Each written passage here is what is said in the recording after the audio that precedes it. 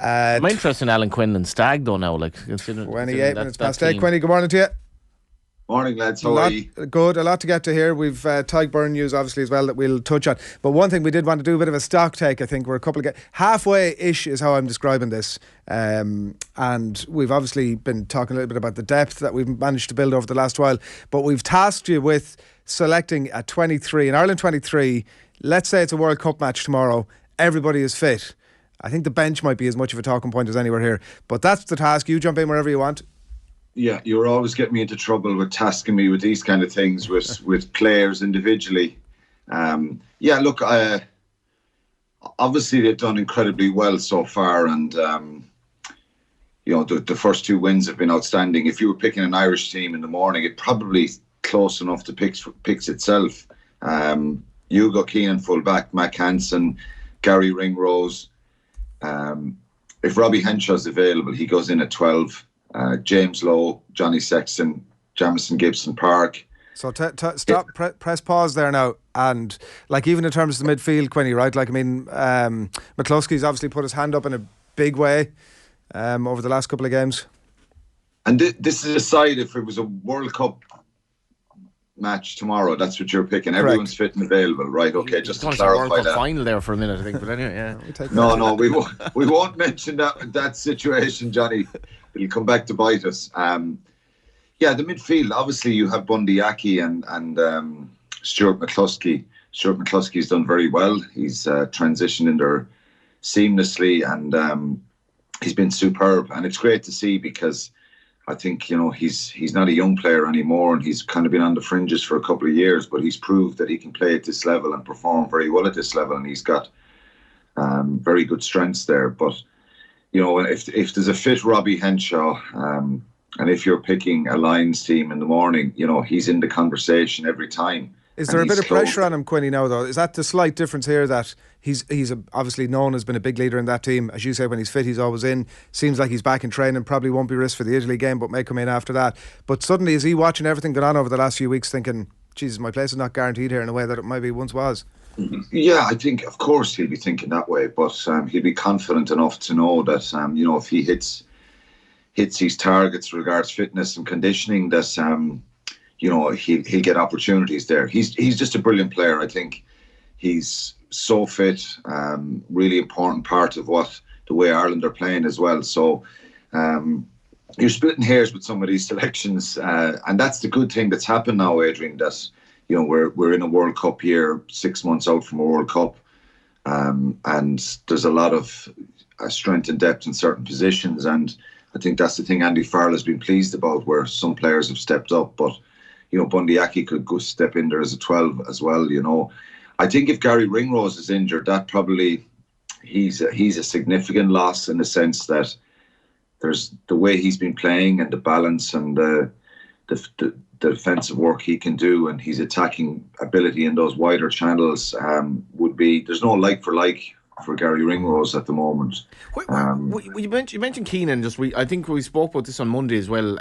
With Ger, if he were injured, what would happen? But where does he stand at the moment in terms of Irish fullbacks that have played for Ireland? It's very early, and you don't compare people, Johnny, until they're a couple of years in or coming towards the end of their career, maybe. But on the basis of what we've seen, I think Hugo Keenan has started 28 or 29 of 32 tests or something like that, maybe 30 tests in the last 32 tests Ireland have played. He's started most of them, so he's been wonderful. He's such a brilliant balanced player. I think his temperament is really good. So what we're seeing and what we're hearing other people say, and I quoted Will Greenwood 2 weeks ago saying that this guy is world class. He'd be on a world team of the year if he, you've got to listen to someone like that who's played in the back line and who's achieved a lot in the game. And Will Greenwood won World Cups, and that's the way people look at Hugo Keenan now. Not just Irish people. You can be blinkered sometimes, but people are saying he's world class. So if you're getting those kind of accolades and credit at the moment, he has to be right up there. His all-round game is superb. It's just wonderful. There's no weakness there that you can kind of get jumps out at you. So yeah, I think he could be one of the best we ever had at fullback. Yeah, you know, you're so reluctant to sort of go there because you're comparing areas or whatever. But I mean, I think obviously just given what's gone before, we certainly seem we're headed that way. Did you go for Lowe and Hansen on the wings? Yeah, I think James Lowe has been incredible since he had those defensive issues 2 years ago, and I love the fact, and he's a great example for any young player who starts out in Test rugby or even European rugby or playing with one of the provinces, and you make a couple of mistakes and you get criticised publicly. He's a great example of how you can respond. You can go away. Same in GA, in soccer, in any sport. It's difficult sometimes. You have to learn the pace and the tempo of international, of that high level. And he went away, worked on his game, and he's been outstanding for Ireland. You know, his defensive work, and I think the intercept try over in Wales shows that his positioning has improved a huge amount. He was always never going to shirk a tackle, but it was just his positioning at times. So yeah, James Lowe has been wonderful, and that left boot is brilliant as well. Mac Hansen on the right wing, and I think, you know, his footballing ability and his attacking sense has added so much to this Irish backline as well. He's been brilliant. You sort of forget injury and various other bits and pieces. Keith Earls and Andrew Conway. Yeah, Andrew Conway has been out for so long. It's so unfortunate. And obviously Keith Earls has been such a brilliant player for Ireland for such a long time. And, you know, unfortunately for those guys, you know, it's these other players, these other wingers are after coming through, and they're after taking over that mantle. And it's hard to shift them now because, as I said, their all-round game is just so good. Jordan Larmour's come back in the mix, which is brilliant to see, and I'd love to see him getting an opportunity maybe against Italy. I don't know if it'll happen. Jimmy O'Brien has been absolutely brilliant, and Stockdale sort of squeezing his way back into the mix. Like in terms of making a World Cup squad, Quinny, even, I mean, like those names we've mentioned, and he's obviously a bit of a leaning towards a bit of experience when you look at O'Mahony and Murray, and those, they're not gambles, but you know, selections have certainly paid off for him. But in terms of World Cup squad, even the likes of Earls and Conway under a bit of pressure, it seems. Yeah, it's going to be very difficult for him. You think Keith Earls was due to go back and play with Munster this week. I think he picked up a small injury, and he misses the game against Ospreys tonight. So that's unfortunate. You want to remind the selectors when you come back from Irish camp, something I had to do a fair bit myself, when you're training with the squad and you're released back to your province, you've got to go out and play and show and give him a reminder, and he can't do that tonight. Andrew Conway's been so unfortunate with the injuries. He got to that level of comfortable at international level and making a real impact, and unfortunately he's had a dreadful time with his knee, so it's going to be difficult for them, really difficult. And the likes of Jimmy O'Brien and Jordan Larmour have been playing so well, and you imagine they'll be involved in big games towards the end of the season as well. Yeah, Conway, one of the most underrated players, I think, over the last 7-8 years from an Irish context. Take us up front, Quinny. Again, jump in wherever you want. There's no great surprises here. You can split hairs with some of them. Andrew Porter, Dan Sheehan, Tyke Furlong. If you look at the hooker position, Dan Sheehan or Ronan Kelleher, we're blessed that we have players of that calibre. You think Rory Best was there for so long, over 100 caps for Ireland. He was a captain, and Rob Herring obviously has been very, very good as well. But I think Sheehan and Kelleher have just unbelievable finds for Ireland and for Leinster. They're so young as well. You imagine they're going to be there for a long time. What's the Herring shortcoming versus the other two? He's not physically as big, and that's probably the other two are just freakishly strong and big and powerful. And I think they're ball carriers. They can make more impact with the ball as well. Rob Herring started against France last week, and there was no one. The only concern would be a little bit of size, maybe, and the scrum was a worry with Tyke Furlong out, which you had Finlay Bealham and Rob Herring there, and you think you're nervous about that. It worked out brilliantly, and both of those guys, obviously Rob Herring went off, and we didn't get to see a lot of him, but he's come off the bench in New Zealand the last summer and was outstanding as well. So the depth there is pretty good. Sheehan probably starts because Ronan Kelleher obviously was the starting hooker a year and a half or a year ago. He picked up a couple of injuries. He was brought on that Lions tour with Warren Gatland as well, as cover, but highly thought of. Two brilliant players, and of course Tyke Furlong at tight head. There's no real. You could flip a coin between Sheehan and Kelleher, and we're very lucky there. James Tracy was with us yesterday, the just retired Leinster front row course, and he flipped the coin slightly the other way, and I think that's the point, as you say. Well, you could start Ronan Kelleher and bring Dan Sheehan off the bench and say that Dan Sheehan is there's I don't know if there's any hooker in the world like Dan Sheehan who can run like a winger. He's so quick. He scores a lot of tries out in the wider channel, particularly for Leinster. He's tapping goals. He's scoring tries for. It's incredible. He's freakishly athletic and so good with the ball in hand and so quick. So is this the best we've been served in that area? Like in terms of the depth that you're talking about as well. Yeah, well, when I played, Johnny, Rory Best and Jerry Flannery were there, and Frankie Sheehan. I just think back at the 2007 World Cup, and I think that those three hookers were exceptionally good. And any of the three of them going in there, Rory Best and Jerry Flannery had kind of jumped ahead of Frankie, but I think it is at the moment. I just don't. I think for any team in the world to have two players of the caliber of Sheehan and Kelleher, it's exceptional. I think for a couple of years England have had Jamie George and Cowan Dickey, and you want players coming off the bench that you go, wow, get him on and he's going to do something different. And it's not normal you talk about hookers doing that, but with these guys you do, because they can have a massive effect in the game, and they're so comfortable and strong and physical at this level. We've always, even going back to years, Kieran Fitzgerald, Woody, we need to mention Woody, of course. We've been decently well served. Talk to us about footballers as well, they can play a bit like. You look at the try, even the Keenan try as well, and I'm going to ask at the end, just in terms of we'll get to that, but where are the flaws in this actual squad as well? Press pause on that for a second while you take us into the second row, Quinny. Yeah, James Ryan, Tyburn. I think you ideally, and Johnny kind of just hinted at it, there's flaws, and we'll talk about them in a minute. Just depth in some areas. This is an area that Tyburn is obviously out for 12 weeks now, so the natural inclination here we better pick the team first. Just James Ryan, Tyburn, and that's who started, and they've been so good in the last 12 months in that position. Both of them. James Ryan is just back to having big moments throughout, constant moments throughout the out games, and his work rate is through the roof. He looks strong and physical again. He's had a few injuries himself, and you just think back to the way he started his international career in 2018. He had some crazy stat that he hadn't lost a game between Leinster and Ireland for up on 25 matches or something. It was crazy.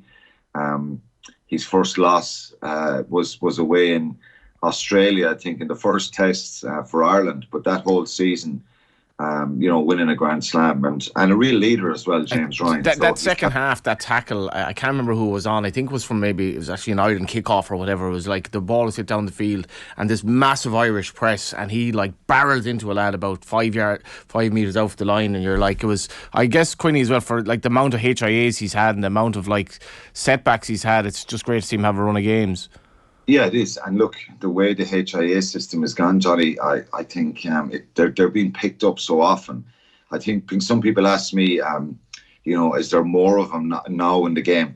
There's not. They're just all being picked up now, and players are being stood down, which is a good thing. So James Ryan has certainly had a few.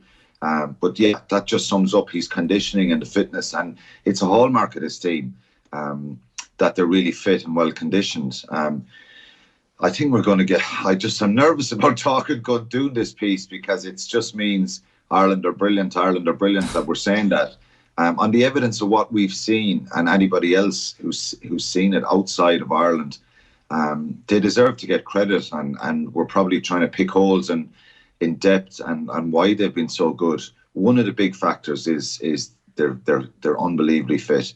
James Ryan looks to have a real spring in his step again, and he's been really consistent in his performances. So, you're starting James Ryan and Tadhg. The front row, as I said, probably picks itself. The back row, Caelan Doris, Josh van der Fleer, and Peter O'Mahony are the ones that, on paper now, you would start him. I think some could argue and say, well, would you put Tadhg in the back row? Would you bring in Ian Henderson the second row? Would you bring in other players like Ryan Baird or Joe McCarthy or something like that? And I don't think you need to. I think Peter O'Mahony's work rate, he doesn't have the same amount of carries as Caelan Doris or Josh van der Fleer, but that's not his game. I think sometimes you hear this unseen work. It's very much seen to me, and people who are watching it closely. There was a couple of breakdowns last week that Peter O'Mahony is second man there and really affecting those breakdowns, and they're big things in the game as well. So he's not this natural carrier who's going to have 20 carries a game.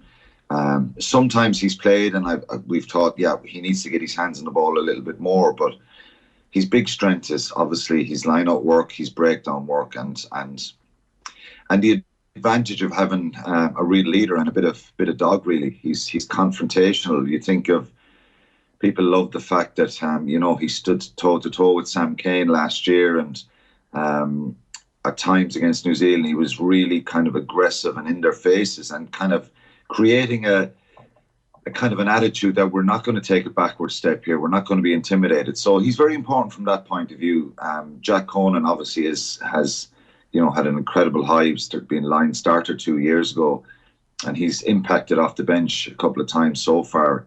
But I think that's probably the 15 players that you're starting. What's I felt the bench might be create the biggest talking point. So who have you got? Again, it's difficult, and things may change come the World Cup. So if Dan Sheehan is starting, Ronan Kelleher is on the bench. Cian Healy, again, we got to see him when he comes back from injury. I think Dave Kilcoyne has done really well and looks in really good shape since he's come back from a neck injury, which is obviously not the best injury to have as a prop, where you lose a lot of strength and power as well. And he's had a real good impact since he's come back. So it's difficult there. It's probably Cian Healy and experience, but he's got to come back and show that he's conditioned. He's Finlay Bealham at tight end, who's done brilliantly. He deserves massive credit. Ian Henderson, Jack Conan. If you're picking it now, I think you're going with Henderson, Jack Conan as your second row, back row option. This is where it gets tricky, and obviously you have other options there like Ryan Baird and Joe McCarthy that could easily sit in the bench if they finish strong with Leinster. I just keep thinking that Ryan Baird is someone who's getting closer and closer and closer to being either on the bench or possibly even a starter for Ireland. Wow. And he could start for against Italy. I just think the way he's played with Leinster this year, his athleticism is just freakish. Again, he's another one of these guys who just has an incredible engine and so skillful and quick for a second row stroke back row. So he could easily come into the mix. Gavin Coombs obviously needs a strong finish for the season. These are just possibilities. Picking them now, it's Henderson, Conan. If Andy Farrell is picking a scrum half at the moment, who do you think he's picking? Well, this is the issue. I mean, go on. I'm not giving you my answer. Go on. Well, with if Gibson Park is starting, I think I think the way it's gone now, it's Conor Murray. Wow. Because he's done unbelievably well to get back and show what he can do. How has that happened, Quinny? Like, how has this transformation happened with him?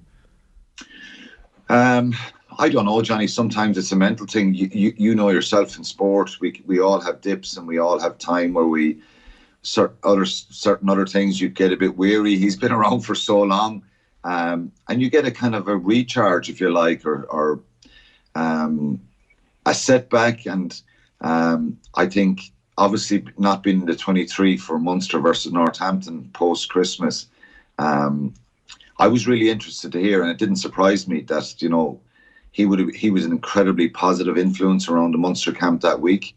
Didn't drop the head, didn't sulk, and it's a sign of someone who's has a really good attitude. And even, you know, I'm not sure everybody would be like that. You know, you get dropped and it's easy to kind of sulk or be really upset and disappointed. I think that's what kept coming out of the Munster camp. He was incredibly positive all week, which is brilliant to hear. You hope that that's the situation. So I don't know. I think he's obviously had an incredibly tough week last week with his dad. But I think it's just belief and confidence in yourself, and sometimes chatting to a sports psychologist and actually really remembering, realising what you're still good at and what got you there in the first place. I think Conor Murray's game has been stifled by the way Munster were playing in the last few years. Just constantly kicking, not constantly, kicking a lot. The attack, the structure. Like, I remember when Conor Murray, and I know he was a young player, I played for 2 seasons with him. He was there training with us. He was the most creative, energetic runner that you could see in a game of touch, and even in warm-up. This guy was just bouncing around the field, making line breaks. So Conor Murray can run with the ball, he can break, but I just think when you don't do something for so long and you're not used to doing that, I think his game has suffered a little bit, and the game has moved on to just attack and getting the ball away and moving. So I think he was being stifled. But so it's a mental thing. Long answer, but I think mentally maybe, and he's keeping himself in good condition. So Craig Casey has obviously been superb, and I thought last week coming off the bench, the zip and the pace to his passing was really impressive. So that's 21, Quinny. I think you've 22 shirts, 22 and 23 to fill. Yeah, well, Ross Byrne has grabbed the out half berths now on the bench, hasn't he? You know, and coming off the bench, it doesn't need much explanation there. 23. I'm going Bundy Aki because of the serious impact he can bring, and plus you can shuffle around your backline as well. Gary Ringrose can go to the wing. Robbie Henshaw obviously can go out to 13. You could bring Bundy Aki on. You could argue that a Jimmy O'Brien or a Jordan Larmour or you know, if Stuart McCluskey is on the bench, it's kind of like for like. So well, you nearly need a specialised midfield for the reason that you're saying there, don't you? It can't nearly. Yeah, you do. You can make it work a little bit easier with the winger. You can not easily, but you can push centres out onto the wing, and I think Gary Ringrose could be really comfortable there if one of the wingers got injured. But you could bring a Jimmy O'Brien in, and he can play centre as well. Yeah. And he did that against Australia. So no great surprises in any of that. I think the bench can filter on, and I think we may see some changes to the bench for definite come the World Cup. There will be, and there'll be injuries and there'll be all sorts going on, but appreciate you putting your neck on the line there on that one, Quinny. Just one before we let you away. Malachi Fekitoa, the news from Munster during the week that he's leaving, and the speculation then started straight away, well, this is clearing the way now, Bundy Aki is going to make the trip south. But in the meantime, they've announced the Murray All Blacks and Chief Centre Alex Nankervel, so that looks to be Bundy Aki staying put, potentially. Yeah, I don't know. I didn't. Obviously, those rumours had started, and Malachi Fekitoa hasn't worked. They've made a decision. Both sides maybe have made a decision. I don't know. He hasn't played a lot. It's a pity because we saw the quality that he possesses in recent times, which is good to see. He starts tonight again, but yeah, they've gone and signed Alex Nankerville, who's a very good player. He's played with the Chiefs for a number of years. He's a couple of Maori caps, as you said. He was on that tour that New Zealand selected, played Ireland in November, and came off the bench. He's a big fella. He's around 100 kilos and 6'2". So there's a fair bit of skill and kind of evasion in his game. So they've obviously done their homework, but you never know with overseas players. You know, he could be a real gem and he might not hit the heights that they want, and not necessarily. Sometimes when you look, you think when you're signing players from New Zealand and he's a marquee player now, has he got to have played for the All Blacks? But you just think of Rua Tipoki, the impact he had, Maffey in Munster, and they hadn't got played for the All Blacks. So hopefully this guy can make an impact. I've watched him and looked at him a couple of times, and he looks a real player. Right, well, we're way over, but well worth it. We'll come back to Johnny's question another day about the flaws. Quinny, fair play. Thanks a million. Cheers. Thanks, lads. Come on, Alan Quinlan on all things rugby there.